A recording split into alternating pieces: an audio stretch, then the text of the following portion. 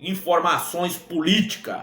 O presidente do Superior Tribunal Eleitoral, Luiz Roberto Barroso, ele se posiciona contra o presidente da República e diz que a postura do presidente, do mandatário do executivo, é uma postura de covarde. Vamos às palavras do ministro. Contagem pública manual de votos é como abandonar o computador e regredir não à máquina de escrever, mas à caneta tinteiro. Seria um retorno ao tempo da fraude e da manipulação. Se tentam invadir o Congresso Nacional e o Supremo Tribunal Federal, imagine-se o que não fariam com as sessões eleitorais. As eleições brasileiras são limpas, democráticas e auditáveis. Pois bem, depois de quase 3 anos de campanha diuturna e insidiosa contra as urnas eletrônicas, por parte de ninguém menos do que o presidente da República, uma minoria de eleitores passou a ter dúvidas sobre a segurança do processo eleitoral. Dúvida criada artificialmente por uma máquina governamental de propaganda. Assim que pararem de circular as mentiras, as dúvidas se dissiparão. O presidente da República repetiu incessantemente que teria havido fraude na eleição na qual ele se elegeu. Disse eu, então, à época, que ele tinha o dever moral de apresentar as provas. Não apresentou. Continuou a repetir a acusação falsa e prometeu apresentar as provas novamente. Após uma live que deverá figurar em qualquer futura antologia de eventos bizarros, foi intimado pelo TSE para cumprir o dever jurídico de apresentar as provas, se as tivesse. Não apresentou. Hoje em dia, salvo os fanáticos, que são cegos pelo radicalismo, e os mercenários, que são cegos pela monetização da mentira, todas as pessoas de bem sabem que não houve fraude e quem é o farsante nessa história.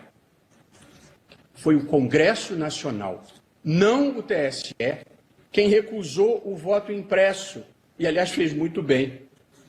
O presidente da Câmara afirmou que após a votação da proposta o assunto estaria encerrado. Cumpriu a palavra. O presidente da República, como ontem lembrou o presidente da Câmara, afirmou que após a votação da proposta o assunto estaria encerrado. Não cumpriu a palavra. Seja como for, é uma covardia atacar a justiça eleitoral por falta de coragem de atacar o Congresso Nacional, que é quem decide a matéria. Concluo, prezados ministros. Insulto não é argumento. Ofensa não é coragem. A incivilidade é uma derrota do espírito. A falta de compostura nos envergonha perante o mundo. A marca Brasil sofre, nesse momento, triste dizer isso, uma desvalorização global. Não é só o real que está desvalorizando. Somos vítimas de chacota e de desprezo mundial. Um desprestígio maior do que a inflação, do que o desemprego, do que a queda de renda, do que a alta do dólar, do que a queda da bolsa, do que o desmatamento da Amazônia, do que o número de mortos pela pandemia, do que a fuga de cérebros e de investimentos. Mas pior que tudo, a falta de compostura nos diminui perante nós mesmos. Não podemos permitir a destruição das instituições para encobrir o fracasso econômico, social e moral que estamos vivendo. A democracia tem lugar para conservadores, liberais e progressistas.